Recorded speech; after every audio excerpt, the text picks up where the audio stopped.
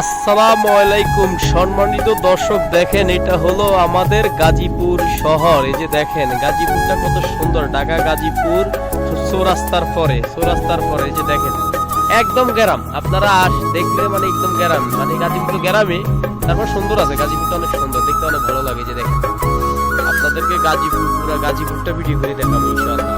যদি থাকি গাজীপুর, আজকে আসছি যেন হয়েছে 4-5 দিনের মতো হয়েছে, আশা করি আরো কয়েকদিন থাকবো।